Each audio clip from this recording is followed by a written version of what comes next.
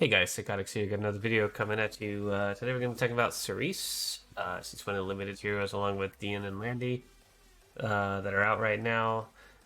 Um, just give you an overview of what she does, where she's good at, so you can decide whether you want to pull for her or not. So we're going to start off looking at our abilities.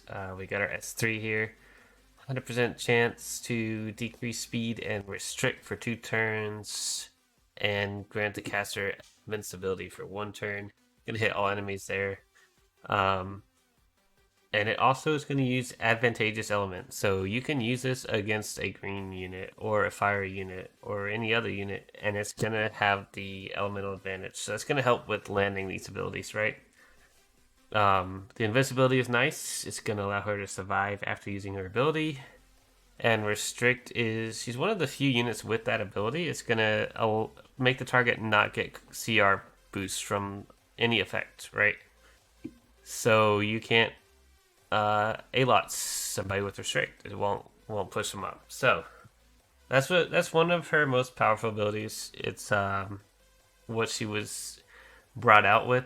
The hype around her was the restrict. So definitely a strong ability there. Her S2 is going to be a single target stun and debuff down. So they can't, or unbuffable. Soul Burn it is going to ignore effect resist. And it's a really strong ability. Can help lock down a target. And her S1 is going to CR boost herself. And if her S3 is on cooldown, she is going to dual attack with a random ally.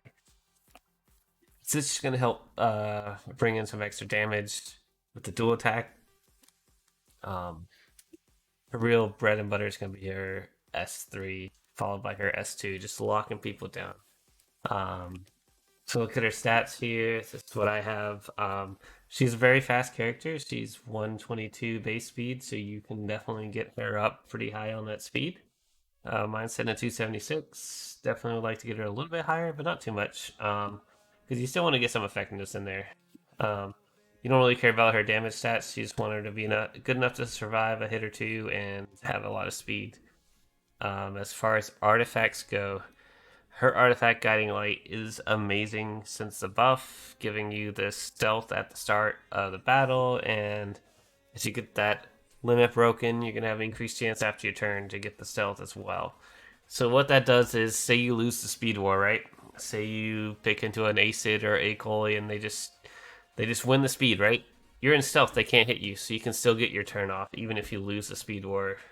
So that's how strong Guiding Light is. There's been so many times where I've lost arenas where I go in, I win the speed war, but the Cerise has Guiding Light and I can't stop her from doing what she does.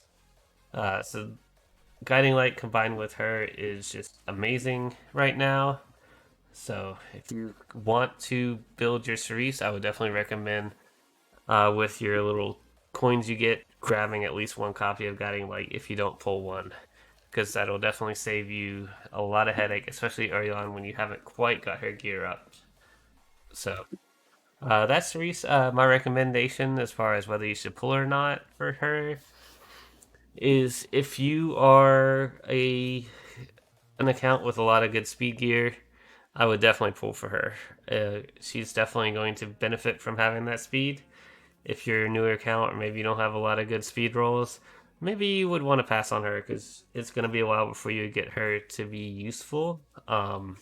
Because she's really not that great unless you have her at that really nice speed levels. As far as Mullahs, this is probably the ideal setup for Mullahs. You want 3 in here to get the effect chance, or sorry, you want 4 in here to get the effect chance. You want 3 in here for the turn cooldown, and you're gonna want 4 in here just for the combat readiness. The 4 in the S1 is not mandatory. You can definitely get along without it. It's just gonna be really nice extra boost to have that extra 5% if you go all the way to 4. But if you're tied on Mullahs, you can skip the S1 almost completely. You don't really need it. So that's my take on Cerise. I think she is definitely a strong pull if you can have the gear to make her run. If not, I would go ahead and pass on her. But I would definitely try to grab Guiding Light if you do roll. because Guiding Light is one of the stronger ranger artifacts now after that buff. Thanks for watching, everybody. Please hit the like, subscribe, comment down below. Let me know any ideas for future videos if you want me to cover. I'll be happy to do them. Thanks for watching.